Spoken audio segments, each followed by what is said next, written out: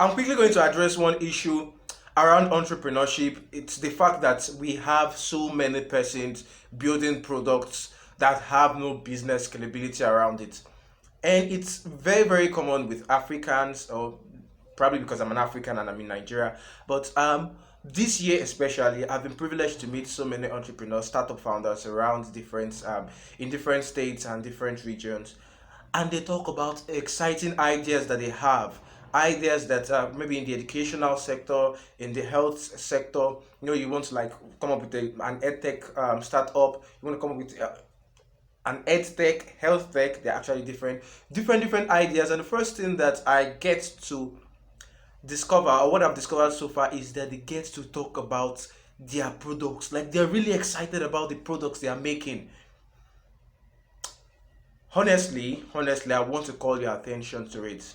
Firstly, you need to first understand that we are in Africa, and you need to also note that building or running a business should be in the African way if your target audience or your target consumers are actually Africans. But I have discovered this over and over again, that these entrepreneurs fail to acknowledge that, or fail to implement the understanding into the processes of their business. So they are really like excited about, my product is gonna blow the world, my product is this, it's cool, the UI UX feature is actually awesome, it's mesmerizing, it's alluring and the likes. If we have this, we are building this and we are building that.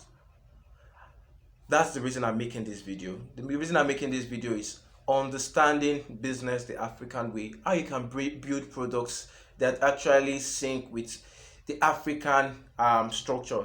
So I'll just be like giving some very, very few facts and explaining a lot on them. Firstly, in trying to build a business or in the African way, you're trying to build product, if your business requires a product, you need to understand that you should never build your business on assumption or speculation. And let me like break that down. When startup founders talk about their businesses, and this is why we are trying to solve this now. In Africa, we have the youth population in Africa is actually high. It's huge. We have millions and millions of youths that are actually unemployed, that have access to mobile devices and the likes, and they go to like get their statistics from Nigeria Bureau of Statistics or from websites. On the website is saying that in Nigeria we have 60% of the population to be the young population, and out of them we have maybe 80 million having access to the internet and the likes. All fine and good. All fine and good. There's no doubt about that. But if you want to build your business, you don't build your business on assumption or speculation. Those statistics are good, but those statistics are not the real statistics for you as a business. Let me give a very practical example. The fact that you have 80 million, let's say for instance, you have 80 million people having access to the internet does not automatically mean that 80 million people are your target audience. Now, these entrepreneurs fail to totally understand this, because this is how it plays. 80 million people have access to the internet. About 20 million people use Facebook monthly from Nigeria. About 20 million people use, I think, YouTube and Instagram for Nigeria. Maybe about 12 million use Twitter actively, or probably might have increased. So when you're building your product, fine, and on the grand scale, you're like, these are my target audience. I want 80 million people to begin to use my product. But you need to understand that out of these 80 million people, your target customers might not even be up to 1%. And here's what I mean.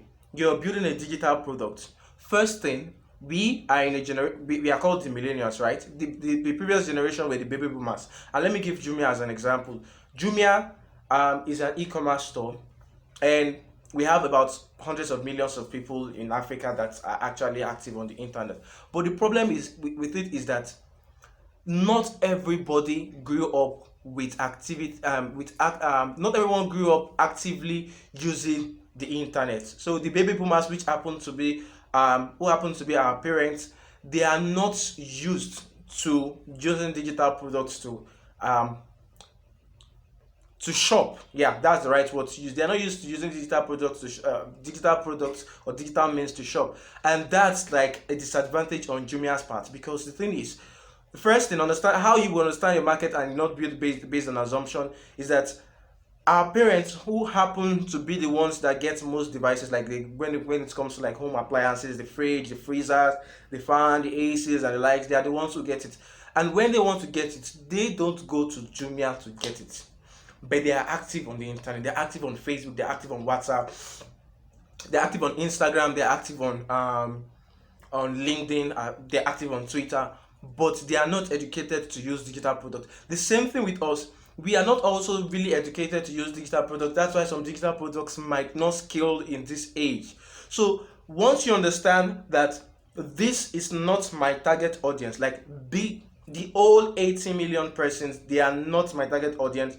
I need to break it down to the set of persons that my product is really for, like that are ready. The market is right. We can say the market is right, like the conditions are right. We have internet, though it's expensive, and some other things that are still the problem. But the people are not right. We cannot scale if we do not understand that you don't build business on assumption or speculation.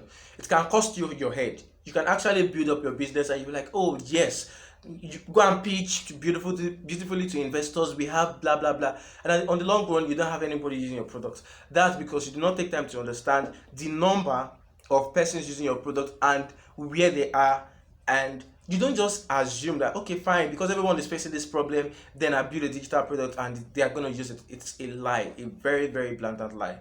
You would actually go into debt if you're going to be getting money from investors. So you should never build your business based on assumption or speculation. The second lesson to note, which is actually the last lesson: never joke with the power of numbers.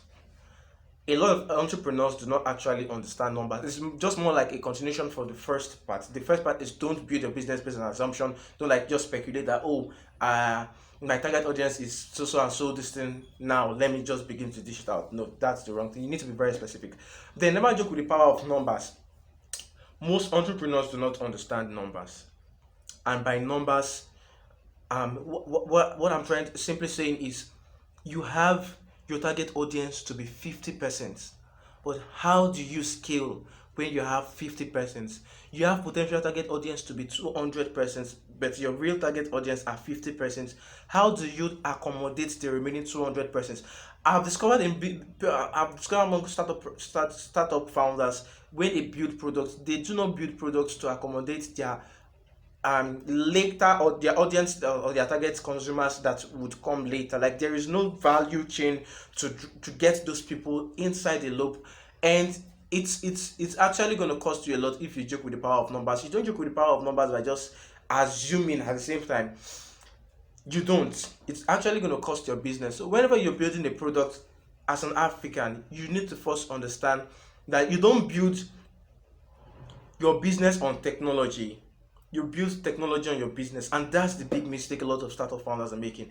They first build their products, then they begin to go look for how to establish the business around it. It's going to cost you because on the long run, you will waste your time. So build a business, then build technology around it. Like if you're trying to solve the problem of health, understand the business around the problem. Like, oh, this is the problem, this is how I'm going to solve it, this is how I'm going to make the profit. Then you build technology on it. Like you implement technology. Okay, technology is going to help me do this, it's going to help me get the doctors to get to this person.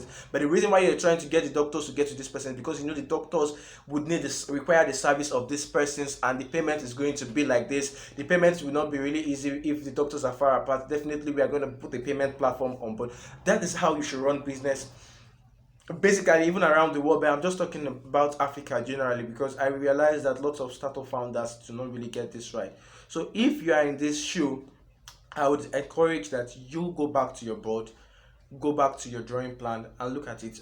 Oh, you've built technology, you've come up with the products, but where is the business around it? And when we're talking about where is the business around it, where is the business that's going to bring profits? Like your business must show profitability, even though if it's not immediately, it must have a time frame in which you're expecting profits. If you're building a business and you don't have any way you're going to generate profit, then what business are you building? That's what I just want to share today, and I hope that you learned a lot of lessons from this. Subscribe to my channel, stay tuned, because there are lots of other knowledge that I'm going to be sharing. Enjoy your day, guys.